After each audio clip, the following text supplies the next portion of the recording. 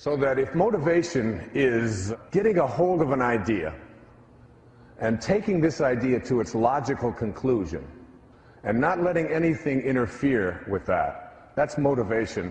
And we say a motivated person doesn't allow obstacles to show up in their life and doesn't allow for anyone to interfere with them, and is really highly directed towards a particular goal. So motivation is getting a hold of an idea and carrying it out. And we want to think of ourselves as motivated, and I think it comes from within. If that's what motivation is, inspiration is the exact opposite. Inspiration is when an idea gets a hold of you and takes you where you were originally intended to go in the first place. It's very different than motivation. The great playwright Arthur Miller, most of you had to read one of his plays at one time or another in high school or in college, Death of a Salesman being, of course, one of the most famous, The Crucible, and so on. Arthur Miller was passed away recently, but he was 88 years old, and he had another play on Broadway at the age of 88. And he was asked the question in an interview in the New York Times, are you working on another play? And his answer really intrigued me. He said, I don't know,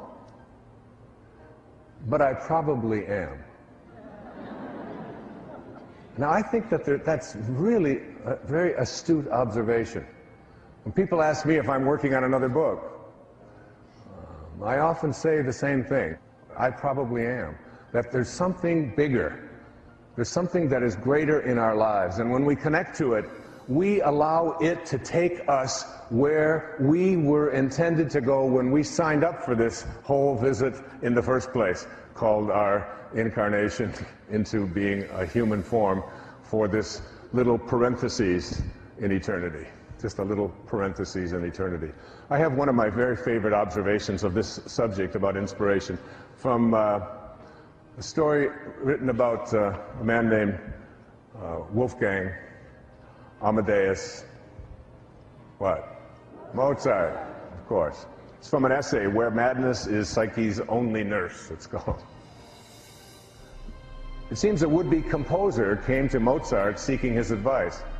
How do I write symphonies, he asked. Mozart replied, well, you're young yet. I think you should begin by composing minuets. The young man was greatly annoyed and exclaimed, but you were writing symphonies when you were only 9 years old. Yes, Mozart responded, but I didn't ask anyone how to do it. Now, the writer of this essay goes on to say that the most agonizing thing about this little Mozart story is that Mozart was not speaking from inflation, but from simple, truthful modesty. The reason Mozart didn't have to ask anyone how to write symphonies is that symphonies presented themselves to him, invented, enlarged, produced all at once in what he described as lively dreams. Dreams that were so forceful that Mozart had to stop doing what he was doing, otherwise, and write out what he heard, almost as if something beyond Mozart's consciousness desired these symphonies to be written. Now, that is very, very powerful teaching, that these great symphonies that Mozart wrote presented themselves to him, and he couldn't stop it. Do you know, you don't have to be a Mozart to be in spirit. You can find your calling by just being willing to listen, by just being willing to be someone who knows that it may not be in the writing of a symphony that you're called to. It could be anything. It could be the adoption of a child. It could be the creation of something that you've known you wanted to write for your whole life. It could be opening up a business. It could be raising horses out in Montana. It could be anything that you are called to do. So that the awareness that I'm asking you to look at is that there is something that is calling you. And when an idea gets a hold of you, you get into this place of surrender, where you let go. In the recovery movement, we've always called this, you let go and what? And you let God. You allow this great spirit to be something that infuses you in such a way that it becomes this thing bigger than your life, that propels you into directions that you're willing to listen to.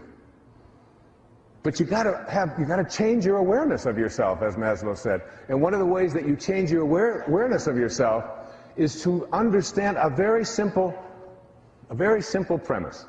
Think of an apple pie.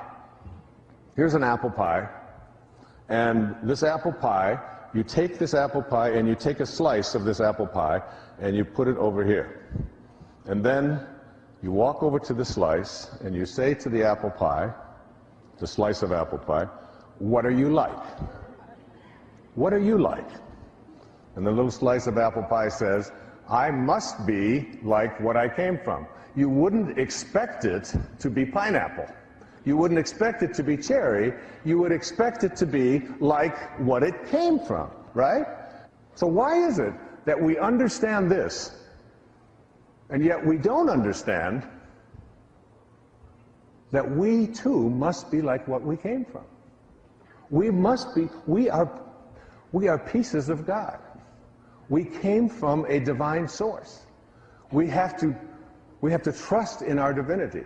We have to understand that we are not this package of bones and skin encapsulating, these internal organs, that's not who we are. That's what we call the false self. It's an illusion. That who we really are is what we came from. And what we came from is eternal, it's infinite, it's kind, it's unlimited, it excludes no one.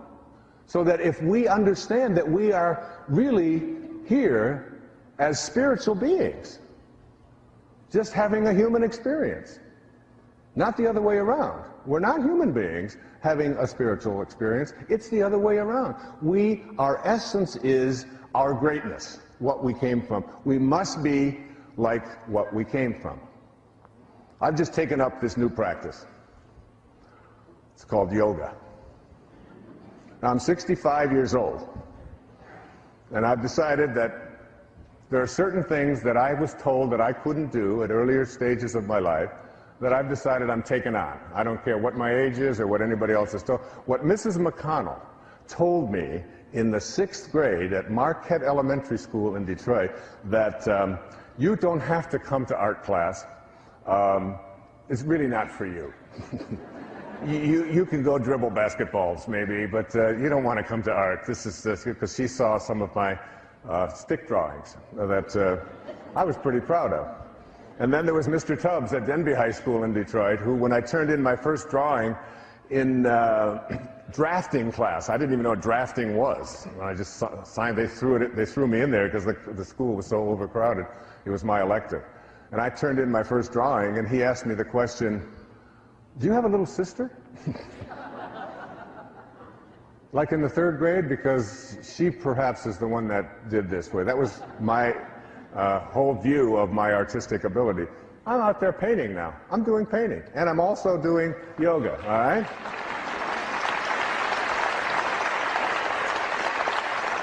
And I've learned some things about myself in the process of doing this.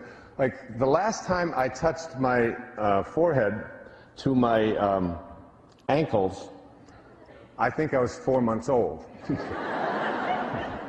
And I'm getting closer. Now, I'm not there, all right? But I'm getting a little bit closer. Each time I do one of these poses, I find myself a little bit closer. And I had a sort of a semi-belief that I couldn't touch my toes while sitting up straight with my back straight up and sitting down and touch my toes without my knees bending. And I back straight up and sitting down and touch my toes without my knees bending. And I kept each day going in there and not being able to do that. The knees were up, and the instructor said, "You can do this."